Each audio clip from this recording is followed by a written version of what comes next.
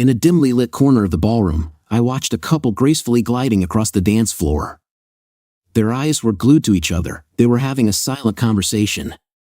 The woman's chest rose and fell with each step, and her partner pulled her closer than she expected.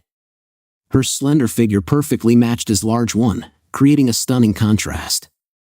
Their movements were elegant and smooth, like in a choreographed dance.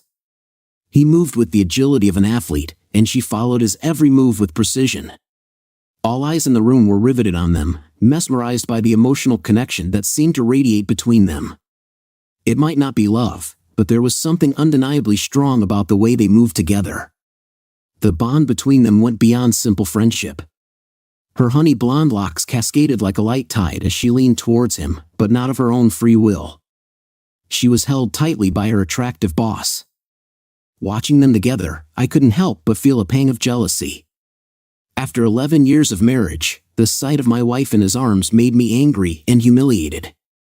Attending the annual awards and appreciation banquet at her company had become a kind of tradition for us. It was no secret to everyone who worked there that she was my wife.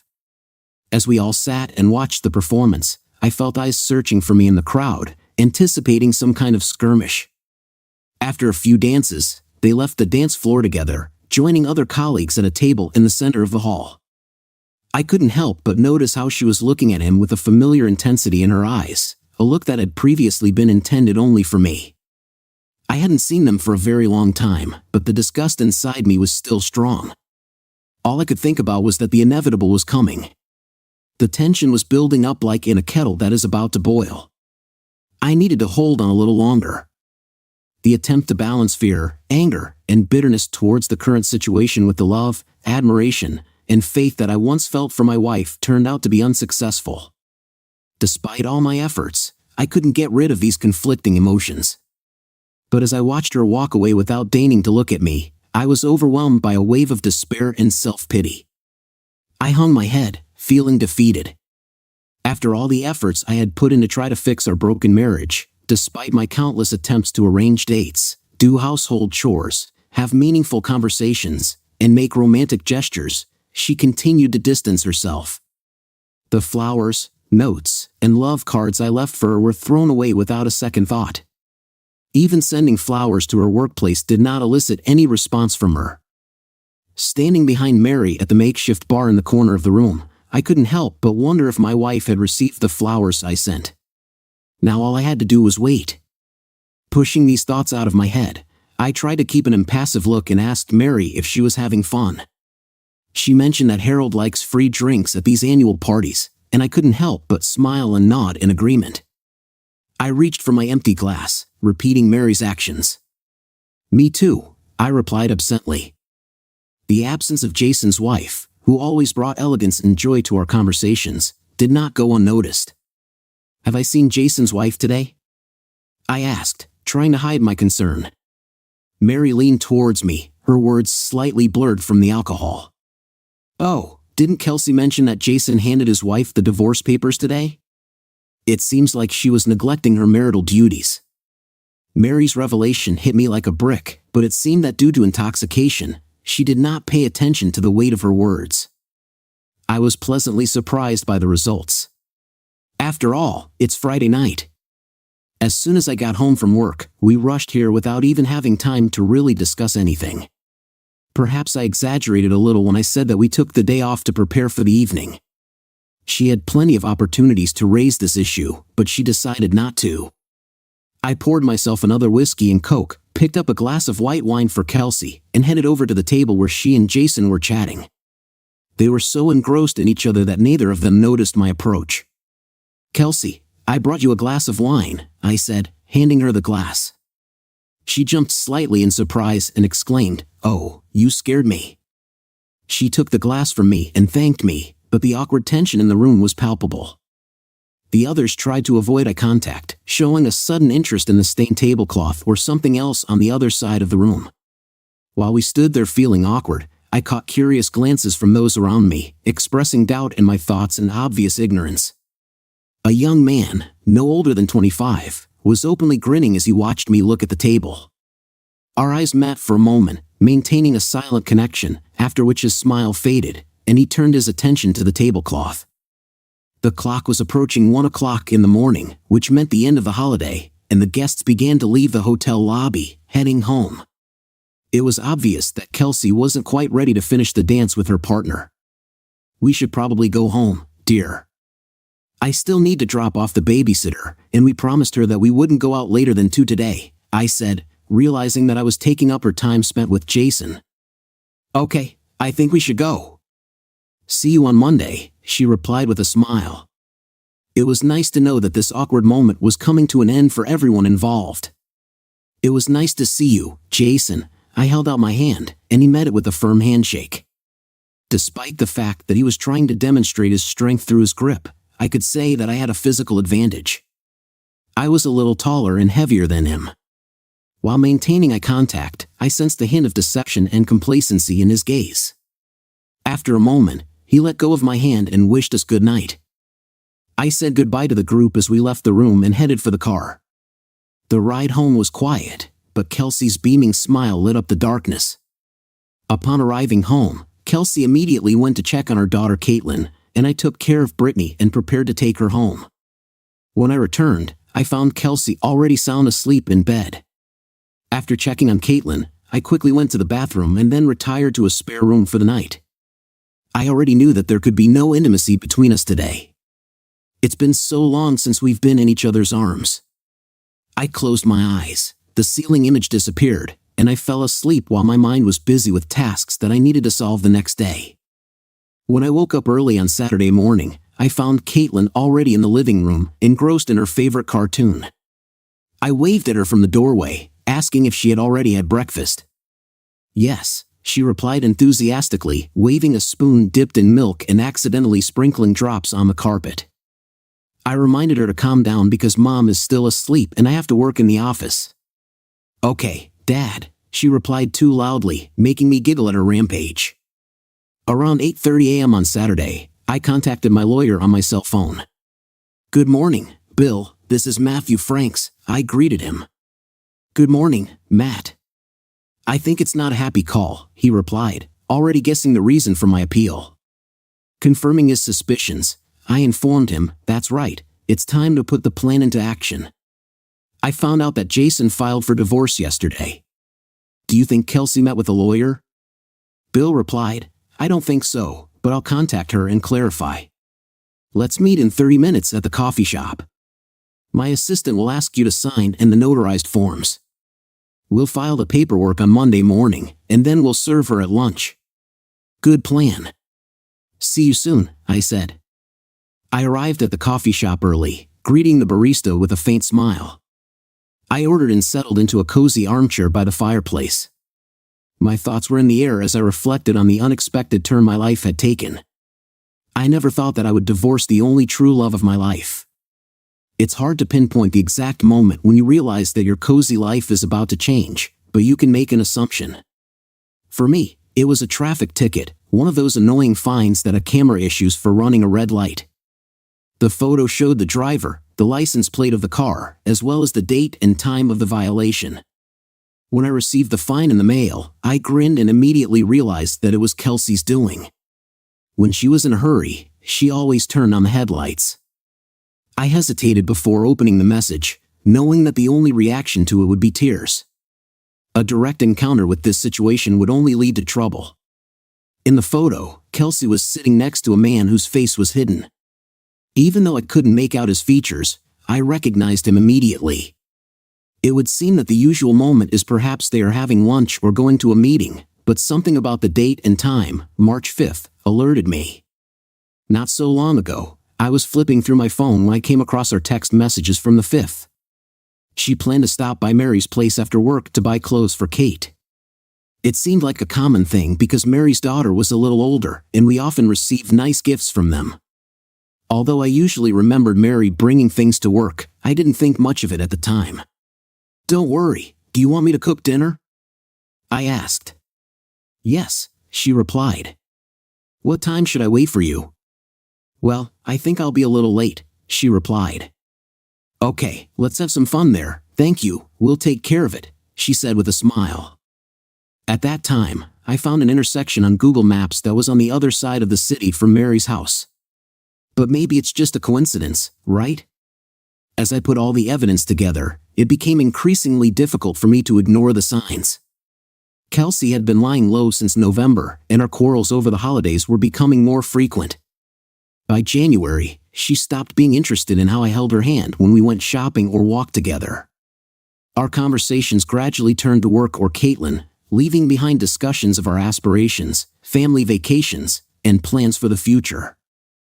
I was lucky that since childhood, I had a trust fund which arose thanks to my great-grandfather's wise investment in undeveloped lands in the Pacific Northwest. As the city expanded, he sold some of the land back to the community, and after his death, I inherited the fruits of his visionary decisions. Initially, hundreds of thousands of dollars were invested in the fund, which continued to grow after my grandfather's death due to the self-sufficiency of my family. I have never had to use this fund. The balance of funds remained stable and even increased slightly over time due to accrued interest. After the death of my father and mother, I inherited all their property and easily combined it with my own investments. Despite the accumulated wealth, the three of us were on the verge of settling down for life. But Kelsey and I decided to keep working and increase our wealth in the run-up to retirement. When we got married, I took care of signing a prenuptial agreement to secure our funds. Over the years, we regularly updated the prenuptial agreement and wills.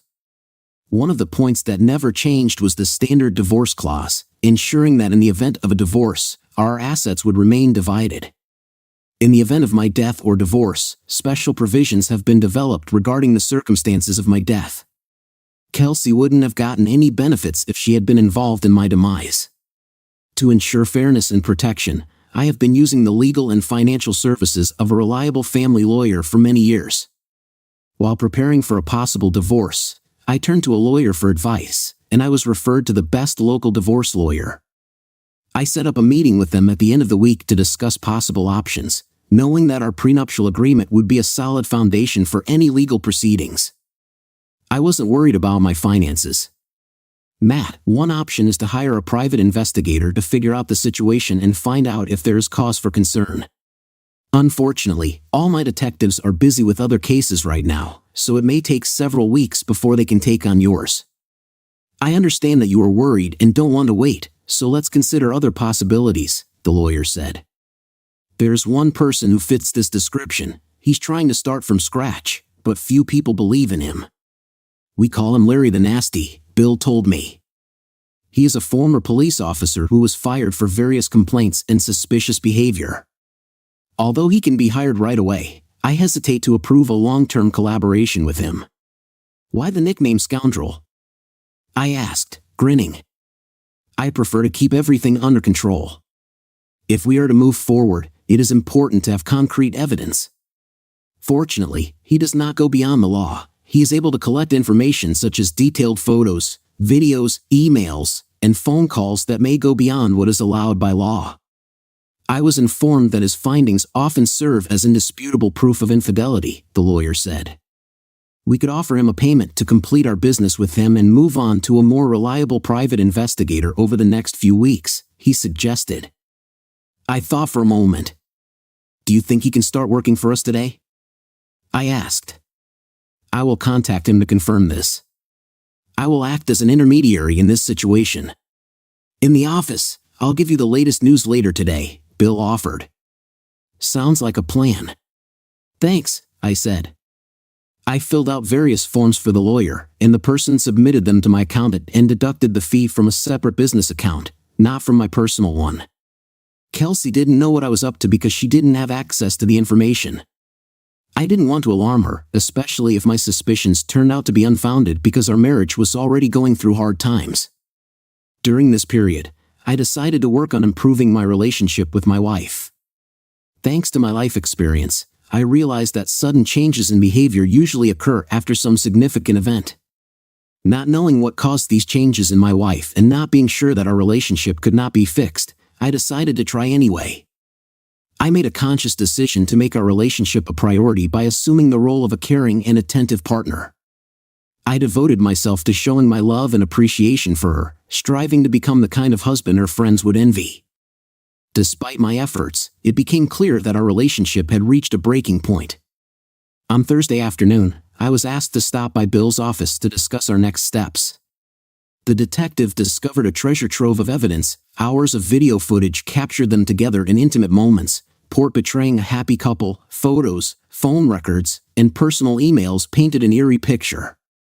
Watching what was happening, I was torn between admiration for the cunning of the villains and disgust at their betrayal. The nickname they had earned seemed too appropriate. I sat there, not believing that everything was like that. I never would have thought that such a thing was possible. Trying to figure out what could have attracted her to him, I couldn't help but mention his physical characteristics: tall, handsome, well-built. He was well-educated and progressed confidently both in his career and in his personal life. About a year ago, he took over Kelsey's department, having previously worked as her personal assistant. His close working relationship with Kelsey allowed him to integrate into her life.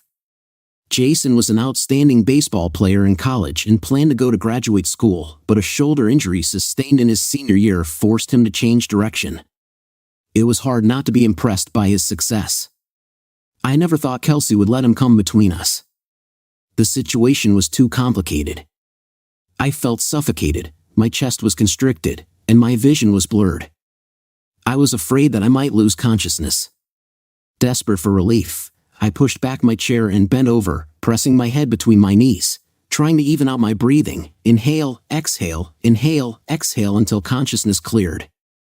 The feeling of loss and emptiness was indescribable. I just lost my beloved, my partner, my lover, and the mother of our child. At that moment, I felt trapped, and then it only got worse. Bill turned on a recording made the day before in which Jason talks about his desire for them to be together. "Do you really love me?" Her voice was full of anticipation. "Yes, my dear. You are the epitome of perfection. I adore you and I dream that we will create a family, so you, me, and Caitlin." "Absolutely," he replied. "What do you think of Matt and Shannon?" she asked. "Let's divorce them. You'll get Caitlin, and we can start living a happy family." The conversation fell silent while Kelsey digested the shocking news she had received from her partner. "You really love me, don't you, Kelsey?" he asked. "Yes, of course," she replied. "I've never thought about leaving Matt before." "We just think about it," he urged. "He will never be able to give you what I can give you. You will become the beauty of any ball, a part of high society. We will have the opportunity to visit such places and experience things that he could not even dream of." I heard the contempt in his tone and imagined the expression on his face when he uttered these words. The thought of losing Kate devastated me. My daughter is my whole world. I will be a much better father than this loser who can't even hope. After a year, she won't even want to visit him, Jason said. "Why do you despise him so much? What did he do to you?" There was a hint of concern in her voice. "To be honest, I was curious too." "He's not worthy of you, Kelsey," he replied simply. "This man is devoid of ambition and shows no interest in going beyond his current position. He seems content to be a simple hard worker contributing to someone else's wealth," Jason said. "Did you know that he holds the position of factory director? His factory employs 400 people and has achieved the highest production and profit per square foot compared to other factories." I was pleased to hear that Kelsey knew about this. Although I would have preferred this conversation to take place in a more appropriate setting, such as in their dining room. "In my opinion, he looks weak-willed and not assertive enough," he replied, a beta male devoid of drive and ambition. "In school, unable to get an MBA, who has served his time, is easily trampled into the mud any day of the week," he continued mockingly. "Jason, don't kid yourself that you're taller than Matt. He is not a weakling. His early life is unknown to you. He hung out with bad people, was good with guns, and almost turned down a dark path until he finally decided to pursue education." This revelation seemed to make her feel proud. "He's stronger and more resilient than you think. Please assure me that you will not engage in physical combat with him. I don't want any of you to get hurt. He's thinking about Kate, and you're thinking about me. I can't deny my feelings for him. I wish things were different, but you took his place as my partner, my love." She paused, considering the logic of the situation. How will all this happen, and when? What is it? She asked. We will end our marriages at the same time. I need to make some preparations before I officially file for divorce from Shannon, he replied. Given her psychiatric problems and lack of intimacy in the last year, it won't be difficult to split everything equally. She's unlikely to protest, Jason said. Of course, but first, you need to start the divorce process with Shannon. She was careful, preferring stability rather than risking her current lifestyle even for the sake of the man she truly loved. Okay, now come here, my dear, he said. I asked to stop recording because I didn't need to listen to it anymore. Turning to Bill, I asked what I should do. He advised me to take the first step, but I expressed concern that he might change his mind. Bill reassured me by saying that this was unlikely as they had reached the point where nothing could change their minds. For the first time, I watched the detective closely, a man in his 30s, in good shape, athletic, impeccably dressed in a well-fitting suit. It wasn't what I expected at all. He was polite and didn't seem to have made a mistake in his assessment. I realized gradually I began to perceive him as Larry and not as an insidious person. I felt that he was genuinely pursuing my interests despite the fact that I was the one paying the bill. He looked worried and shocked by the behavior and words of the other two people. Would you really like to get it now, knowing what you know? Larry asked. You're probably right, Larry, I agreed and turned to Bill. Give me a day or two to think about it, and I'll call you. Okay, that sounds good, Matt, Bill replied. Do I need to start describing the outline of the document and then add details, or should I stop the process if necessary? The lawyer asked. Let's focus on the first option, I replied. Larry came over and handed me his business card. Here's my personal number, Mr. Franks. Don't hesitate to contact us if you need anything, he suggested. Please, just call me Matt, I replied. Thanks, Matt, Larry replied. I know some people who can help you in your quest for revenge if you choose this path. It's not for nothing that I have such a nickname, he added with a grin. It was nice to meet you, Larry. If I need help, I will definitely contact you. I really appreciate your offer, although I don't think I can go through with it and hurt Kelsey. It's nice to know that I have a friend to turn to if I change my mind, I replied. Larry smiled and waved goodbye as he headed for his car. The decision weighed on me all weekend. It was hard for me to focus on anything else, and Kay didn't seem to notice that I was thinking about the future of our family. It dawned on me that she might have already made a decision for all of us. I was filled with doubts, anger, fear, and disappointment. The most painful thing was the humiliation and the feeling of losing a sense of masculinity. My whole personality revolved around my job and my family. Who would I be without them? The thought of Caitlin moving on to the next chapter without me bothered me a lot, and the thought of this arrogant man raising my daughter made me furious. I imagined him walking my daughter down the aisle on her wedding day. My emotions were in a complete mess, and no amount of alcohol could bring me clarity. It wasn't until Sunday morning, sitting on the back porch of the house and wincing from a headache, that I realized that I was most likely going to lose my wife despite all my attempts to resist. I saw the contempt in her eyes and realized that I had already lost my family. Now it only remained to determine how and under what circumstances I would lose everything. Suddenly, a familiar saying came to mind: lead, follow, or get out of the way. I did not want to retreat, and I did not want to blindly follow these treacherous people. And I had only one way out: to take responsibility and lead. On Monday morning, I called Bill to discuss our situation. Hi Bill, it's Matt Franks calling, I said. Good morning, Matt. Have you made any progress in solving the problem? He asked. Yes, I have a plan. I need you to fill out all the necessary paperwork, including the legal photos that Larry sent. We'll split it 50-50, I explained. There was a short silence, after which he asked, Are you offering to sell the house? I confirmed, yes, we used a low-interest loan from my trust fund to buy it. Essentially, paying ourselves. Any profit we receive will be divided equally. I will pay off the entire loan amount along with the interest that we have accumulated over the years. In addition, I will transfer $200,000 to Kelsey from my trust as a token of gratitude. Perhaps this gesture will soften her attitude because she will know that she will not be left completely without means of livelihood. I am determined to get primary custody of Kate, although I understand the difficulties that await me. Perhaps Larry will be able to reveal compromising information about Jason that will cast doubt on his suitability as the father of a little girl, I said. I heard that he was a popular fraternity member in college. Perhaps he let his success turn his head. I hope Larry can talk to him about it. I have a backup plan for Kate if we fail to obtain primary custody. Please draw up as detailed a joint custody agreement as possible. I paused briefly to give Bill a chance to remember. In addition, I am considering suing Jason for emotional alienation and involving his wife, Shannon, in the situation. I want her to be aware of the situation. As for her, I want you to come up with a new divorce plan based on her cheating. I'm willing to pay for it. She deserves to be held accountable for her actions, I said angrily. We can hand the papers to both of them in a separate room, but I know that won't solve all the problems, Bill said. I also need her to sign a contract with me, I added. I can start filling out the necessary forms even without her cooperation. I can do a lot, Bill detailed. I understand. I just want to stir things up a bit.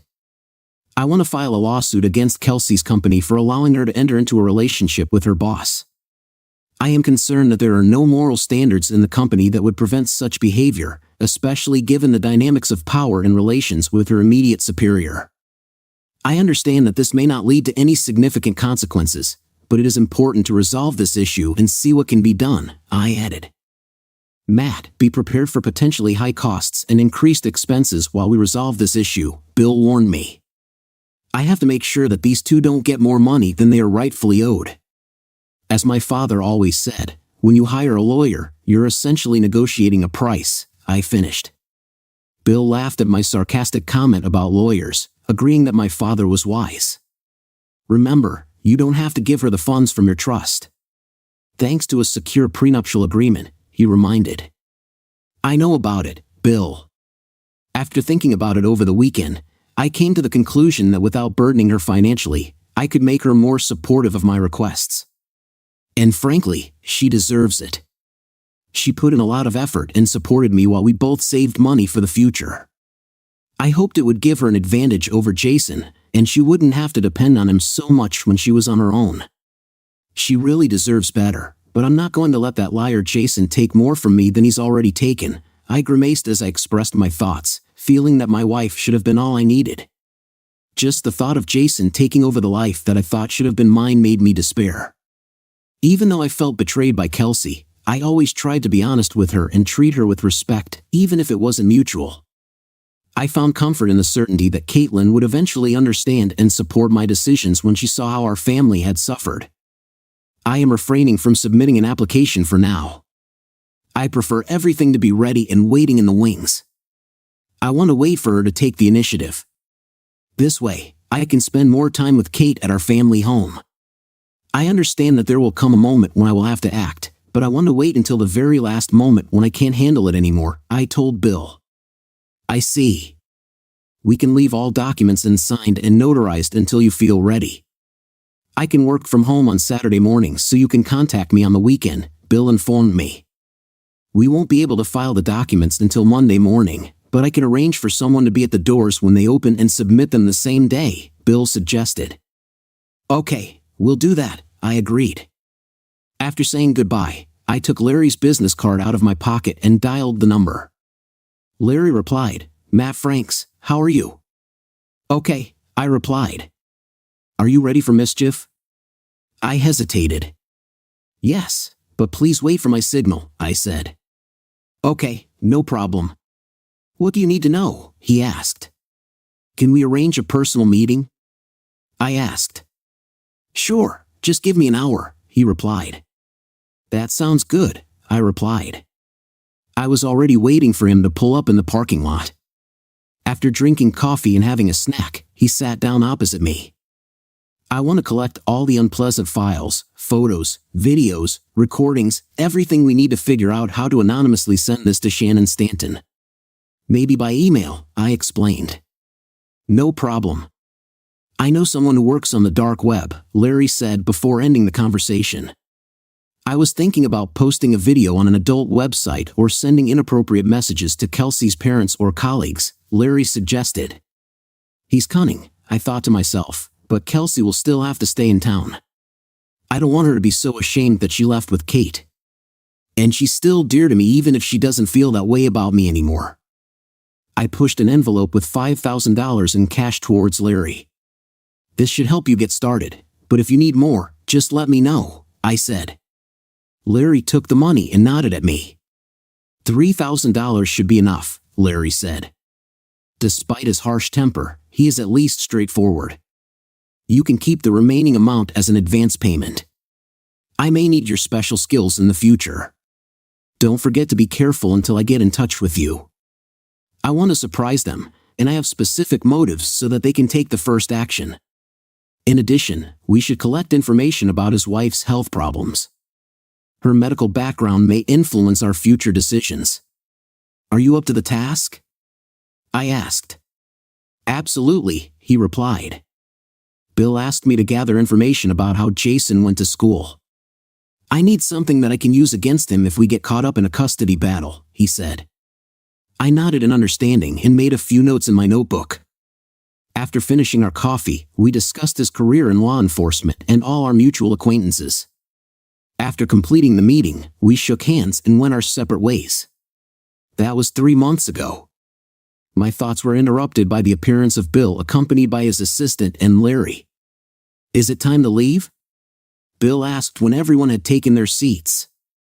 Yes, it looks like it, Larry replied. We're not sure if Kelsey has already consulted with a lawyer, Bill said. I didn't see anything in her email, I quickly added after Bill's call. I'll check again today and get an answer by Monday morning, I said. Larry grinned and gave me a mischievous wink. What about Jason? Does he have any skeletons in his closet? I asked, anticipating the gossip. Oh, definitely, Larry confirmed. Together with his fraternity, he was under investigation on charges of committing a crime, harassment with the use of illegal drugs of girls at parties. I was given copies of the evidence, which I immediately handed over to Bill. Bill looked at me, nodded, and said he was keeping them in case he needed them at a custody hearing. Pulling out the documents we had been working hard on for the past few months, he led me to the signature line. After signing, Bill's assistant notarized the document, and I turned to the group, in particular to Larry. Could you find out who Shannon Stanton hired as a lawyer and tell Bill about it? If he is competent, could you share our legal file with him? I asked. Bill asked about the lawyer's competence, to which we replied that if he was not suitable, then we would find a way to contact Shannon directly. Larry and I agreed that it might not be worth sending a third party. Larry nodded, sipping his coffee, and Bill turned to us. Can I pick up the documents on Monday afternoon? I asked.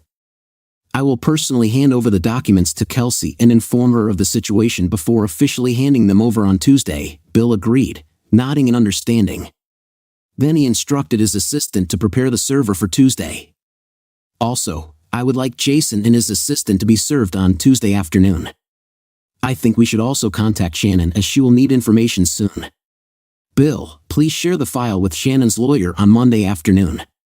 If he doesn't interfere with my conversation with Kelsey on Monday night, then everything should be fine by Wednesday, I said. Matt, have you thought about where Kelsey is staying on Monday night? Bill asked. Is there any problem with her staying in the house for a few days? Not until you get a restraining order and she agrees to it. I wouldn't want to sleep with her, I replied. From a legal point of view, I think it's not a problem, but it might confuse you, he said. I would worry about how a more unethical lawyer might use this information, Bill remarked. Okay, I'll give her a week to find a place. I don't see anything wrong with that, I replied. Oh, you mean sleeping in the same bed? But according to our legal documents, I'm temporarily in charge of the house and Kate, right? I asked. Yes, until her lawyer files a motion and cancels it all, or until we come to a mutual agreement, Bill replied. I meant that we really sleep in the same bed, I said. It can create a strange vibration when applied, Bill remarked. But don't worry, now we definitely won't sleep together, he turned to Larry and asked, "Hey, what have you learned about Shannon's health?" Larry replied, "She has been struggling with depression and bipolar disorder for many years. The medications she was taking destroyed her sex drive, so Mr. Wonderful started looking for another place for himself." Bill jokingly added, "I don't think we want to know how you found out about this." Larry just smiled and shook his head, and Bill pretended to be shocked. "Does this have something to do with us?" I asked. "Not at the moment," they replied. "This may become important later, especially during the custody discussion when we will decide who will live with him and when. We should consider including this condition in the final draft," Bill said. While they were talking, Bill was diligently taking notes on his iPad. After chatting for a few more minutes, we gradually completed our strategy session and returned to our daily chores. I didn't feel well all weekend as I couldn't get rid of the load of tasks that I had to complete on Monday. Despite my mood, Kelsey didn't seem to notice anything, which I hadn't really expected to make my life easier. I called my aunt on Sunday and arranged for her to pick Caitlin up from school on Monday and leave her overnight. It would give me the opportunity to have a serious conversation with Kelsey about some important family matters. Fortunately, my aunt lived on a farm outside the city, and Caitlin really enjoyed playing with their dogs and feeding the animals. Besides, she's taking Caitlin to school on Tuesday morning. I decided that we would tell Caitlin the news on Tuesday evening. I informed Caitlin that she was going to her aunt's, and she looked worried but at the same time a little puzzled why she had to wait until Tuesday. I explained that Mom and Dad needed to be alone to discuss everything. She reluctantly agreed.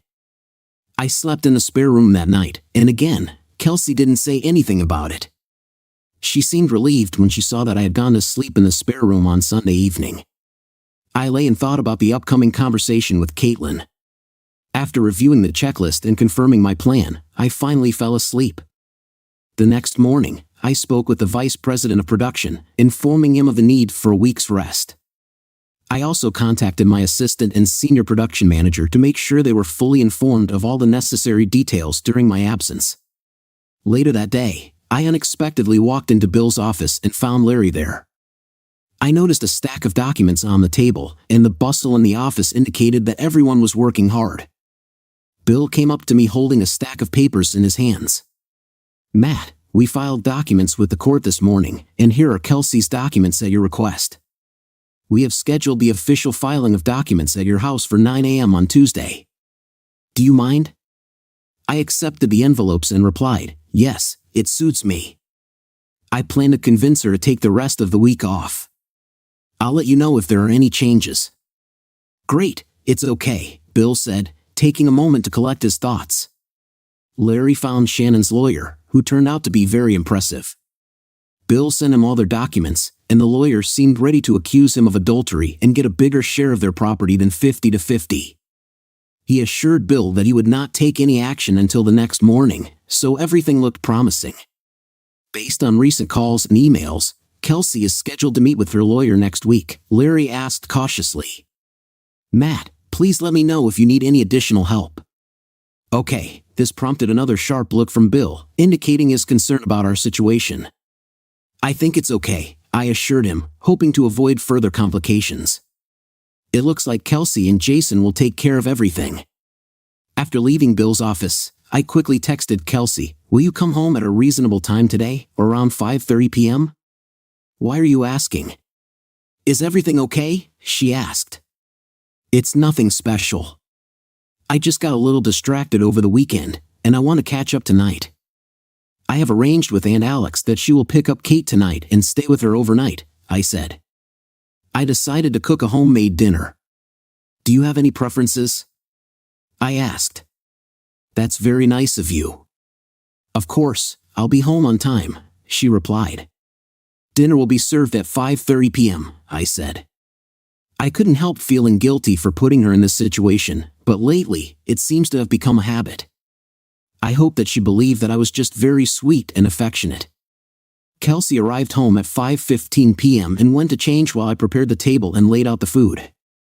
I poured each of us a glass of wine and had already sat down at the table when she joined me. While she took leisurely sips, we shared the dishes and had a light conversation. She seemed completely unaware of what was waiting for us. After finishing the meal, we both put our favorite dishes on plates. "Did you want to plan something?" "What is it?" she asked, giving me a sidelong glance. "No, I thought that after our conversation, you would want to take a week off," I replied in a monotone voice, trying not to show emotion. "Why should I do this?" "What's the matter?" "What is it?" she asked. "I know, Kelsey," I began, putting the envelope on the table in front of her.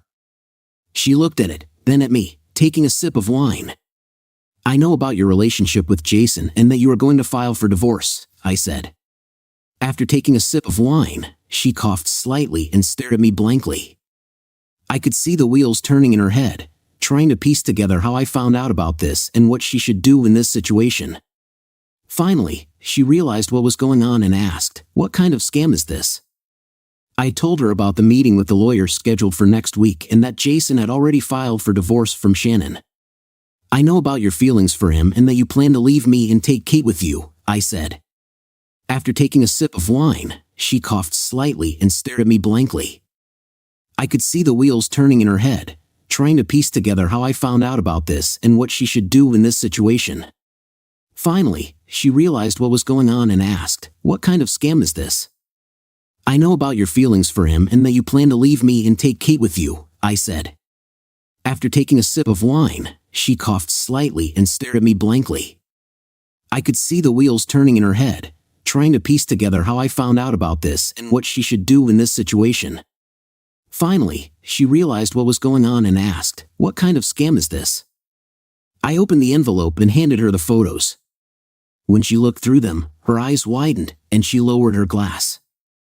I watched as tears welled up in her eyes, and she began to hiccup, a sign of her overwhelming emotions. "I'm so sorry, Matthew. I never wanted this to happen," she whispered, her voice breaking.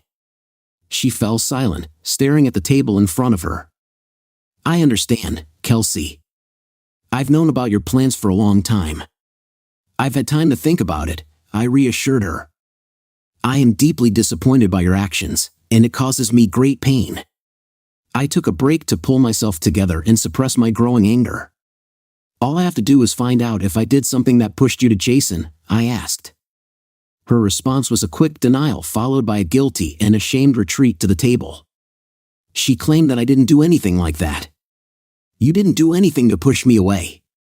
You were a wonderful husband and father. I just fell in love with him myself," she confessed, making me feel both disappointed and relieved. I guess there's nothing I can do if she just stopped loving me and chose Jason over me. He managed to win her over and replace me in her heart. Now I was powerless to stop it. Our marriage has come to an end, and only the formalities remain. I wrote down the terms of our divorce and gave them to her. "Here is the agreement that I propose. I've already completed all the necessary paperwork, so you don't have to worry about it. If you agree with my proposal, the main points will be as follows. The prenuptial agreement remains in force, so there is no need to discuss my trust. I propose to sell all the common property and divide the proceeds equally, including the house. Because I initiated the application process first, I'm asking for full custody of Caitlin and minimal alimony," I added.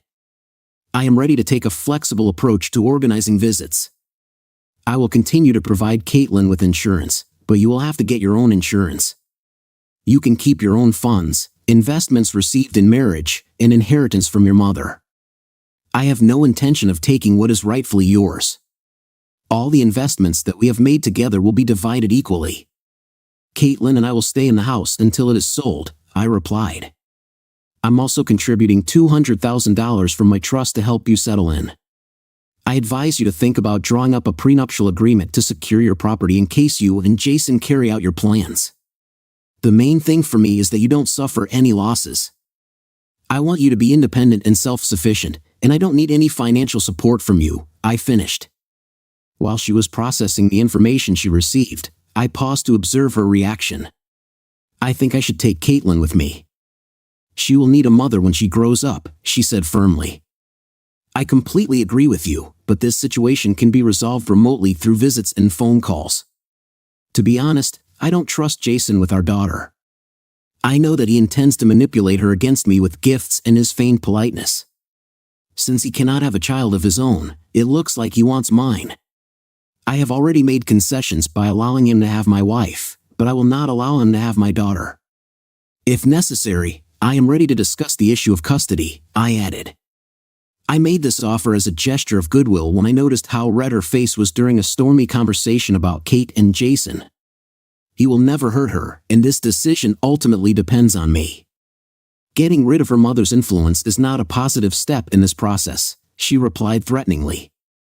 No matter what, she will stay with me until we come up with another plan. You can stay in the master bedroom for a few nights or even a week until everything is sorted out, I suggested.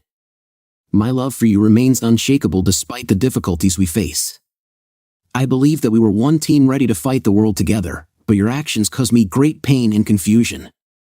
I will do my best to handle the situation with mercy and compassion, but my world is crumbling around me. I don't want to hurt you the way you hurt me. Please understand that if you escalate the situation or involve others in it, I will not hesitate to take self-defense measures.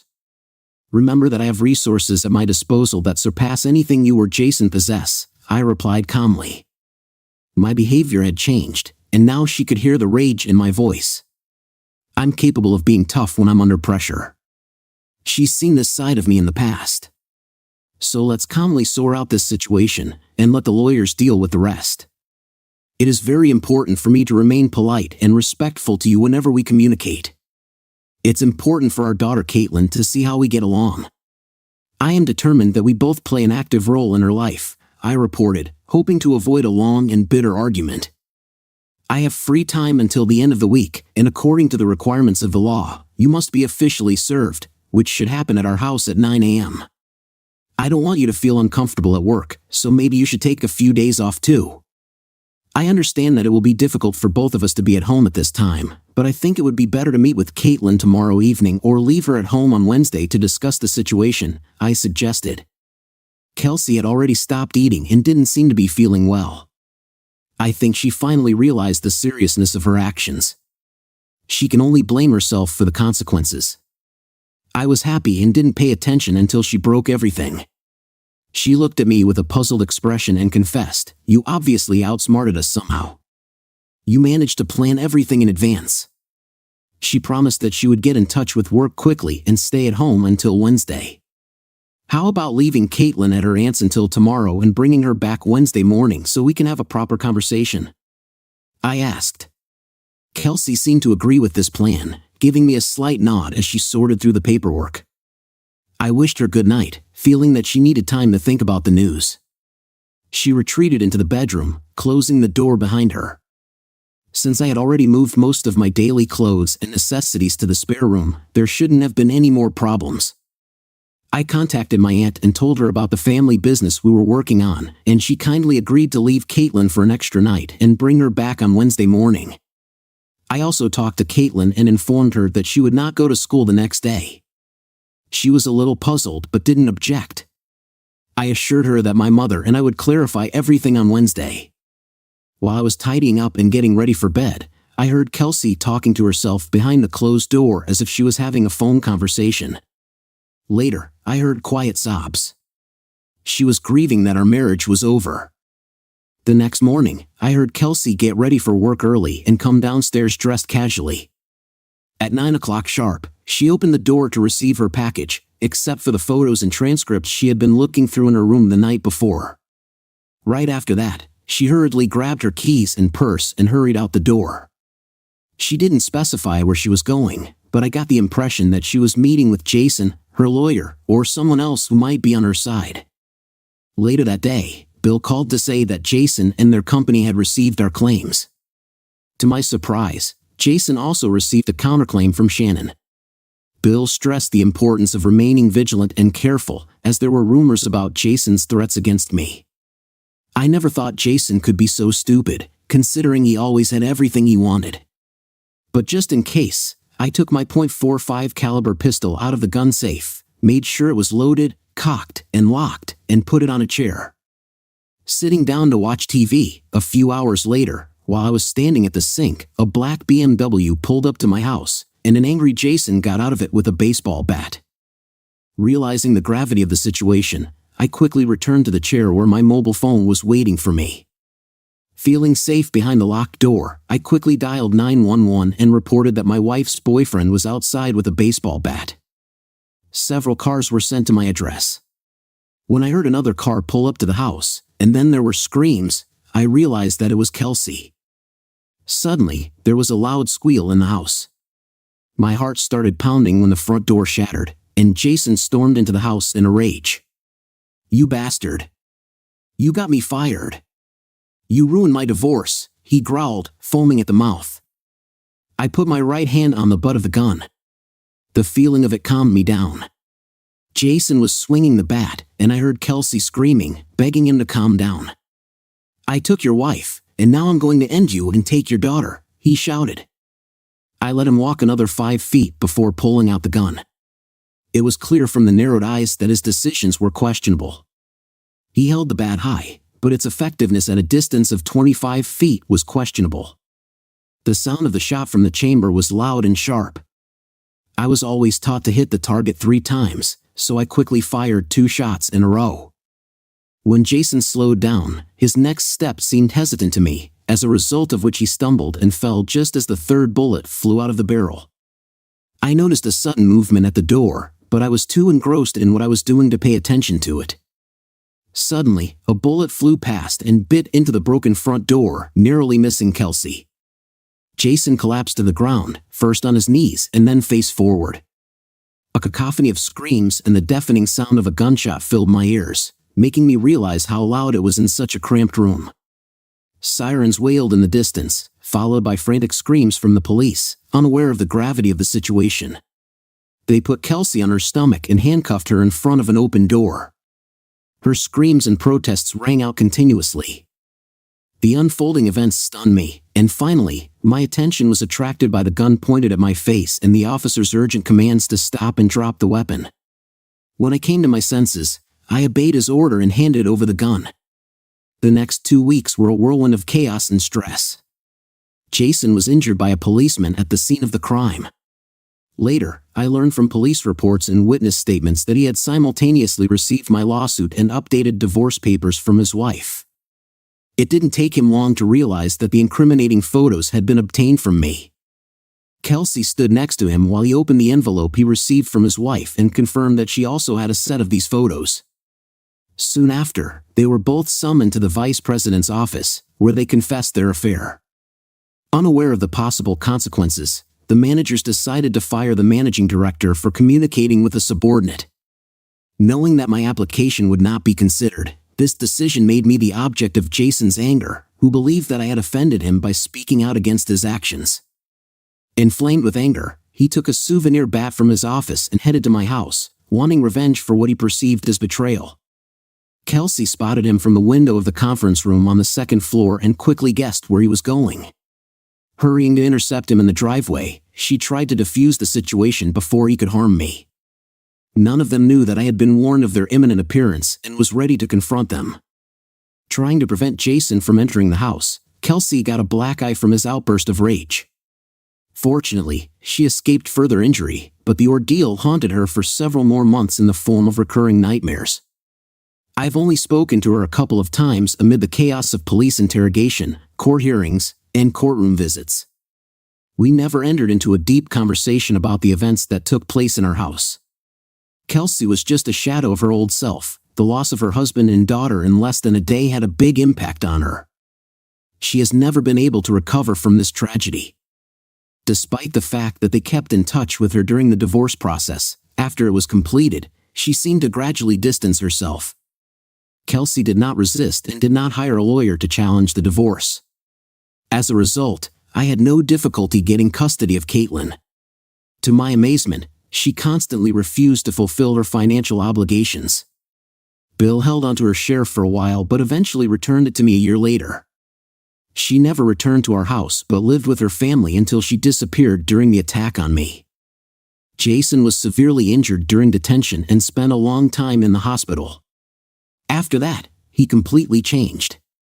He became very fixated on his failure and led a reclusive lifestyle. Despite several supervised visits to Caitlin, they were often uncomfortable or unproductive. I made sure that Caitlin was always ready for these visits, regardless of whether we had heard of Kelsey or not. Unfortunately, Kelsey only appeared 4 times. I heard that Kelsey was addicted to painkillers and other prescription drugs that were supposed to help her find peace and stability. By the time she disappeared, she had lost her job, friends, and all her money. Neither Caitlin nor I nor anyone else who knew her had the opportunity to contact her, and she never contacted us. Her disappearance left us without a wife and mother. As a result, we had to sell the house without knowing what had become of her. My daughter and I have been making efforts to rebuild our lives after a traumatic event. We sought help from psychologists to cope with the pain. I went to counseling for 6 months, but in the end, I had to put the pain on the back burner and focus on raising my daughter and moving forward. Caitlin, on the other hand, spent several years with a counselor trying to come to terms with the divorce and Kelsey's disappearance. She had to solve a lot of psychological problems. It took me 3 years to finally realize that I was ready to start dating again. A few months after this realization, I met an amazing woman named Jo. She treated our past with incredible understanding and respect. Our relationship developed slowly, much more slowly than either of us would have liked, but eventually, we took the next step and entered into a physical relationship. After about 16 months, we decided to get married. Jo and I raised Caitlin like our own daughter, but we never felt the need to expand the family. Our lives became more stable and complete as we moved forward together. Over time, our biggest problems became related to the turning points in Caitlin's life, her graduation from high school and college. Despite the fact that Larry was repeatedly hired in an attempt to find Kelsey, every lead eventually led to a dead end. Kelsey was believed to have met a tragic end in isolation and despair. It was a difficult ordeal, but we persevered and eventually found a way out.